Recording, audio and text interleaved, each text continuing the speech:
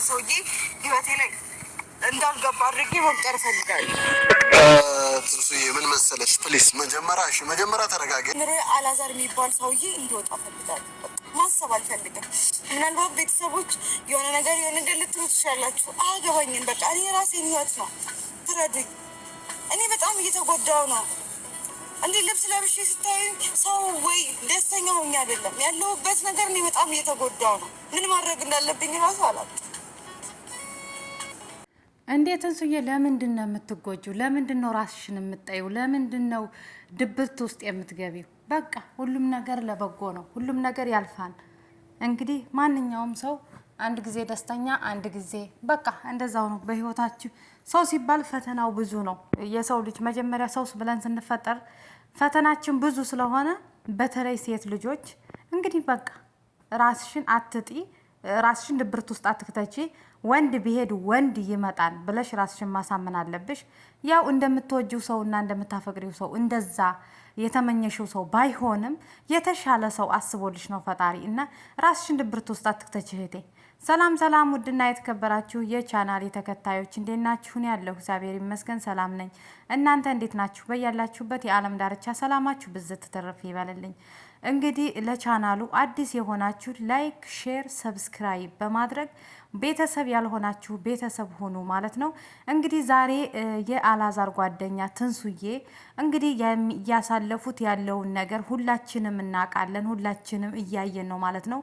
ዛሬ እንግዲህ አህሙ የአላዛር ጓደኛ ትንሱዬ እፈልግሃለሁ ብላ ቀጥራው ነበርና እንግዲህ አላዛር አህሙ ጋር እንድትሰራ ራሱ ነው በራሱ እሱ ጋር እንድትሰራ የፈለገው እና ትላንት እሱ ጋር እንድትሰራ ሲለምናት ነበር ሰሞኑን። ትላንት ደግሞ እሺ በቃ ተቀብያለሁ ከሱ ጋር መስራት እችላለሁ ብላ እንግዲህ ስትነሳ እሱ ደግሞ በፍጹም ሊረዳት አልቻለም። ከዛ እንደገና ቅናት ነገር መሰለበት፣ ሌላ ስሜት ተሰማው ማለት ነው። ምንም ማድረግ አይቻልም። ራስህ ታመጣው አንተው ታሮጠው ይባላል። እና ዛሬ እንግዲህ ትላንት እንዳያችሁትኝ አላዛር በጣም ተናዶ እሺ ብለሽ እንዴት ተቀበልሽ እንዴ? 2 ቀን 3 ቀን ለመነች። በትላንቱ ቪዲዮ ራሱ በጣም ነው የለመነች። በጣም ተው፣ የሚጸጽትህን ነገር አታድርግ። ምንም ነገር የሚጸጽትህን ነገር ተመልሰ ነገ ትጸጸተበታለህ። እኔ 100% እርግጠኛ ነኝ። ነገ ተጸጽተህ ጸጸት ውስጥ ትገባለህ፣ እኔን ታጣኛለህ።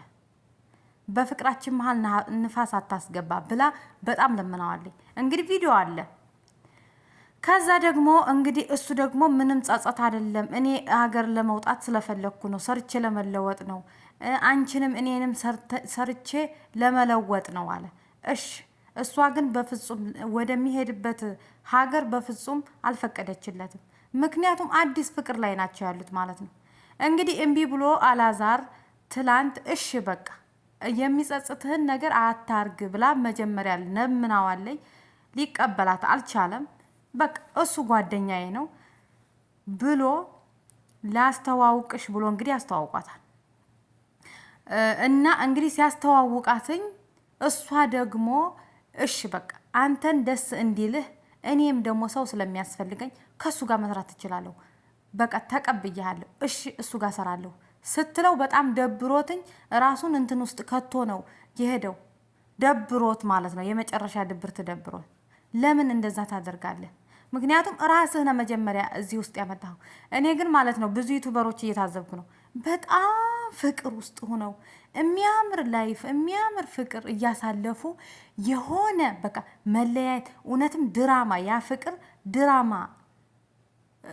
ይመስል ልክ እንደ ድራማ እየሰሩት እያለ መጨረሻ ላይ ወይ እሱ ወይ እሷ መለያየት ሲፈልጉ ምን እንደሚያደርጉ አይታችሁ ከሆነ ብዙዎቹ ዩቱበሮች ማርያምን ማርክ ማን ጋር ነበረ? ሄሉ ጋር ነበረ።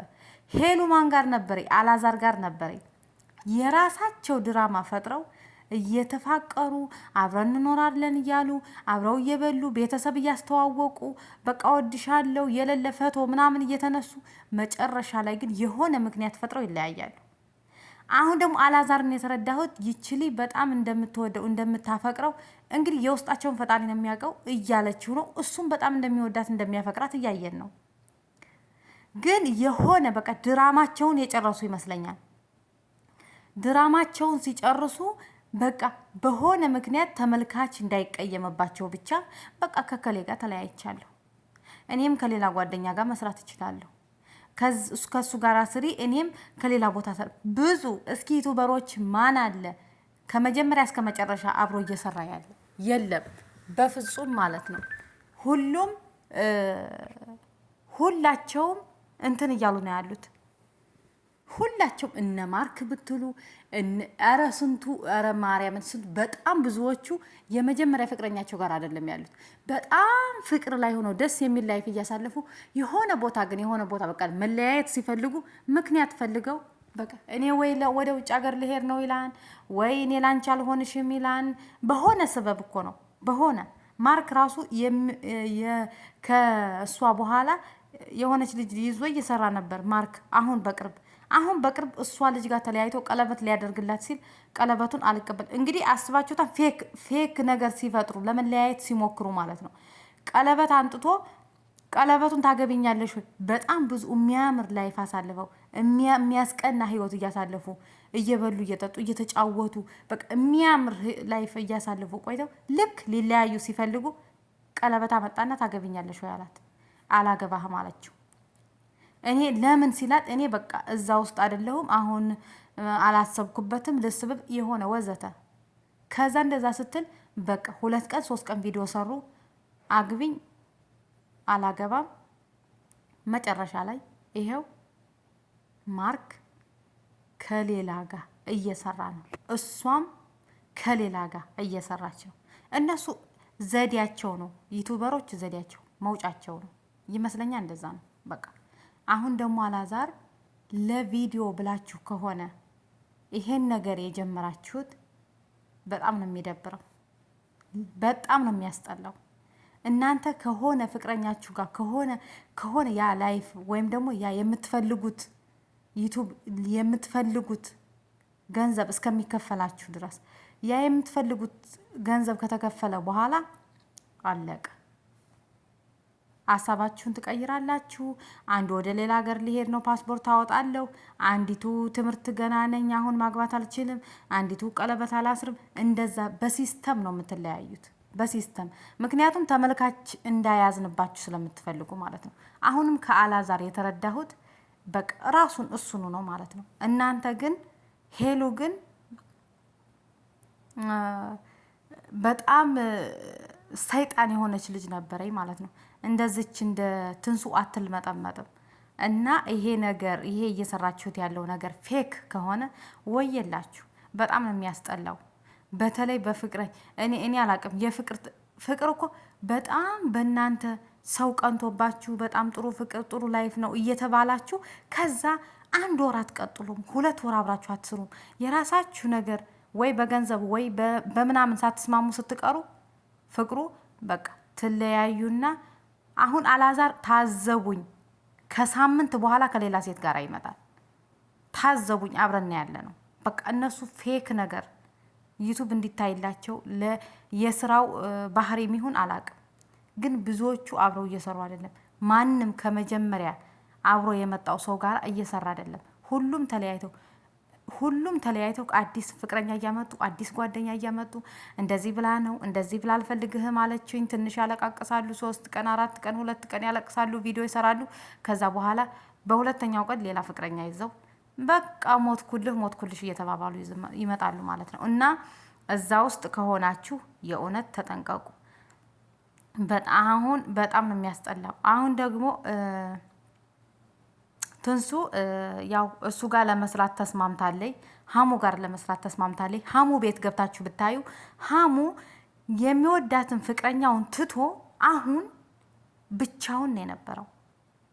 ብቻውን አስባችሁት። አሁን ደግሞ እሷ ትንሱ ጋር ለመስራት ተስማማ። በቃ ይዘውት ያለው ነገር እኔ አላቅም። በጣም ነው የሚያስጠላው።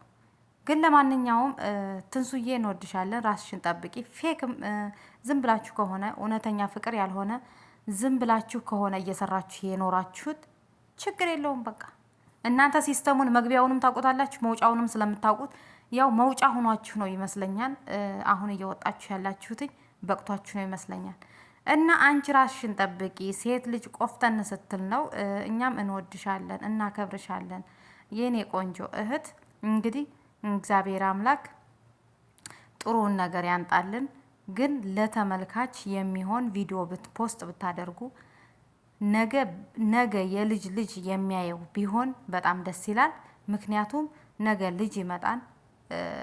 ለልጅ የሚሆን ቪዲዮ ብትፖስቱ ደስ ይላል ማለት ነው። ይመቻችሁ። ባይ ባይ።